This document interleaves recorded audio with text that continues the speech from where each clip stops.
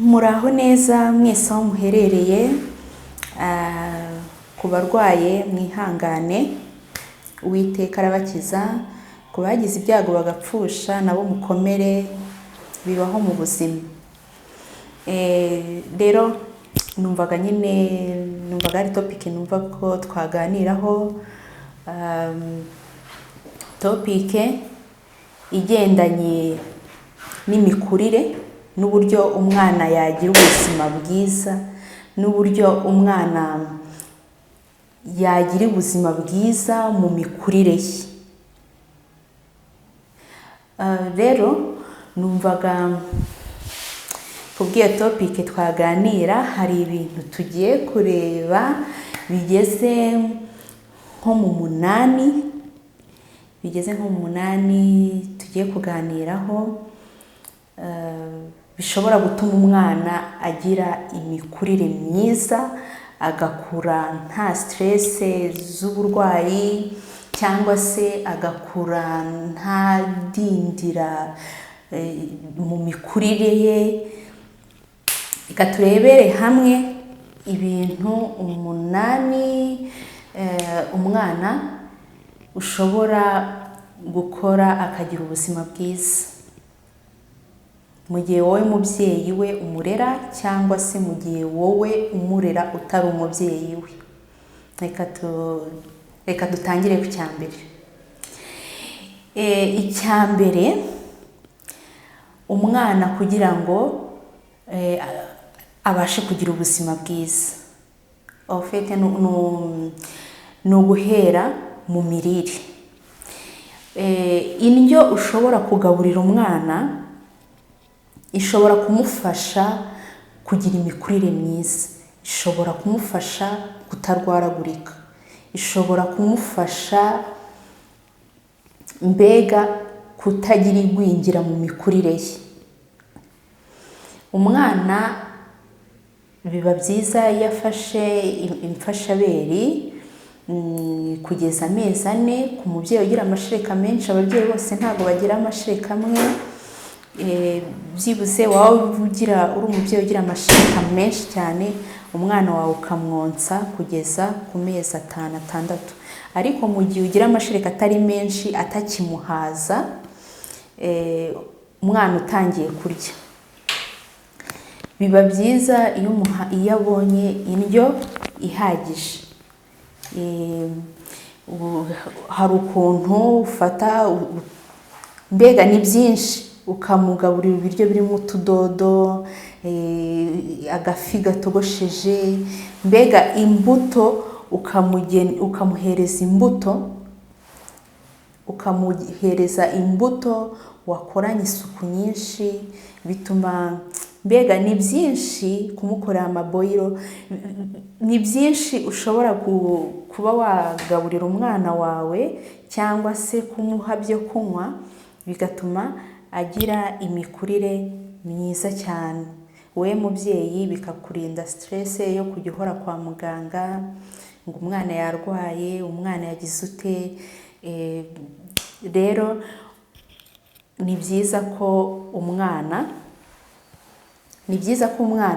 abona indyo ihagije. Ni byinshi ushobora kugaburira umwana. Ku bazabikenera muri comment, muzandike muri comment, mumbwire nabyo tuzabivugeho. Hari ibiryo umwana arya bidafite intungamubiri, ugasanga umwana umusatsi waratukuye, ugasanga umwana afite akada katari ku murongo, ugasanga umwana afite imibereho mibi kubera ko afata indyo idahagije. Rero mugerageze mujye muhereza abana banyu indyo zifatika, n'amazi. Nta mazi ntabwo anywa abantu bakuru gusa, n'utuzi ushobora kujya utumwiriza tw'akazuyazo. Ibiryo mu gihe utetse uturayi ugashyiramo utuyepinari, utudodo, hari na ziriya ndagara, hari indagara turiya tudagara dutoya si indundi ushobora gufata ukazoza neza, wamara kuzoza neza ukagenda kuzisya mu cyuma, iriya fu yazo iyo umutekeye agatoki ukaminjiriramo. Mbega indyo ni nyinshi ushobora gukoresha ukagaburira umwana wawe, ni nyinshi, haba ari no mu binyobwa ni byinshi. Rero babyeyi mwite kuri icyo kintu. Ikindi kintu cya kabiri navuga ni uburyo bwo kuryama. Umwana iyo umuretse akaryama amasaha ahagije, akaruhuka, bimufasha mu mikurire ye, bimufasha ku kigendanye na cerveau, ubwonko bwe bubasha gukora neza, aba ari kugenda yiyungura utuntu twinshi. We mubyeyi, niba uba utari mu rugo, ushobora kuba ufite umuntu ugufasha imirimo mu rugo, ariko ugomba kumekinga sure yuko umwana wawe aryama bihagije. Ugomba gukurikirana imirire ye. Ibyo ngibyo ni ibintu bifasha cyane, bigafasha umubyeyi mu gihe afite umwana.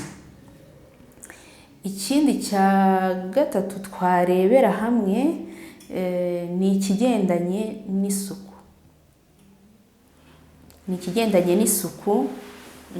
Uburyo ushobora gukora isuku y'umwana, amazi ugomba kumwoza, umwana w'uruhinja cyangwa se umwana ukiri mutoya. Njye ntekereza ko kuva ku kwezi kumwe kugeza ku myaka 5 aba akiri muto. Umwana, ku cyerekeranye n'isuku, umwana aba agomba kugira ibase yiwe, itogeramo mama, itogeramo papa, itogeramo undi mushyitsi, mbega ibase yiwe. Ikindi cyongeyeho, imyenda umwana agomba kwambara iba ari imyenda wowe mubyeyi uzi neza ko yameshwe neza mbere y'uko ayambara, ukayifata ukabanza ukayinyuzaho agapasi. Wamara kuyinyuzaho agapasi, umwana wawe akambara imyenda. Ntiwambike umwana imyenda itatewe pasi, kubera yuko infection ntabwo zirwara abana batoya gusa, ntabwo zirwara abantu bakuru gusa. N'umwana mutoya iyo atagiriwe isuku ihagije agira infection. Ashobora kugira infection yo ku ruhu, cyangwa se akagira infection yo mu ntoza, yo mu maraso. Hari abatazi yuko abana batoya barwara infection mu maraso. Abana batoya barwara infection mu maraso mu gihe yariye ibintu bidafite isuku, cyangwa se mu gihe yambaye imyenda idafite isuku. Umwana ashobora kurwara infection. Ku kigendanye n'isuku, umwana agomba kugira ibase, agomba kugira utuyiko twe, agomba kugira agasahani ke, umwana agomba kugira agasokozo ke. Apana igisokozo mama we yisokoje cyangwa se papa we cyangwa undi muntu wundi arinjiye, icyo gisokozo ukoresheje n'umwana nawe urakimusokoresheje, ntago ari byiza. Umwana agomba utuntu twinshi tuba ari utwiwe. Imyenda ye ntago ipfa kubikwa gusa.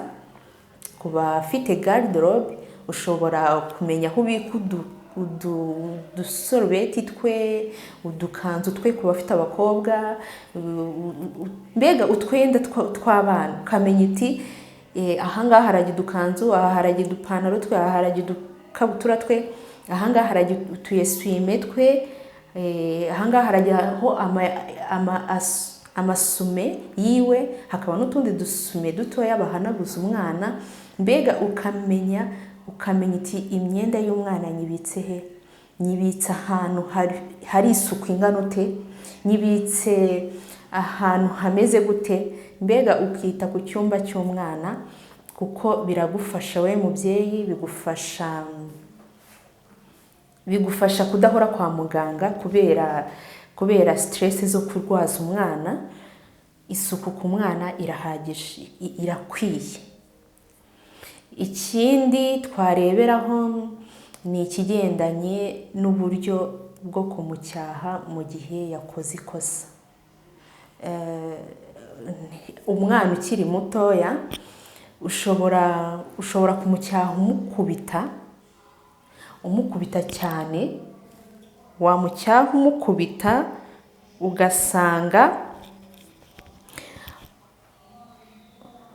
ugasanga uramuhahamuye. Akanyafu ni keza k'umwana, ariko nanone rebera hamwe iki kintu ujye umuganiriza.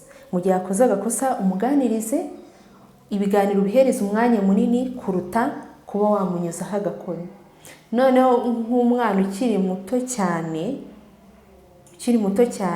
inkoni ntago aba bari yakamenya igisobanuro cy'inkoni. Yego umunyafu ni mwiza ku mwana, ariko nanone ahanini muhane umuganiriza, umwereke ibi n'ibi si byiza ko wongera kubikora, ibi n'ibi ntago ari, mbega nyine ukamuganiriza. Birafasha cyane. Iyo udahahamura umwana akura kwiyumvamo nk'umubyeyi, iyo udahahamura umwana akura kwiyumvamo we nka papa we, iyo udahahamura umwana arisanzura cyane akumva ko atari wenyine. Birafasha cyane. Ikindi rero navuga ni igihe umwana ni kwa kundi umubyeyi afungirana umwana mu nzu cyane.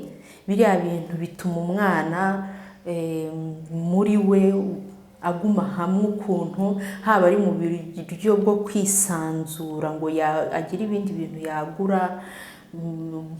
Mbega nyine bituma umwana yumva adafite freedom ukuntu.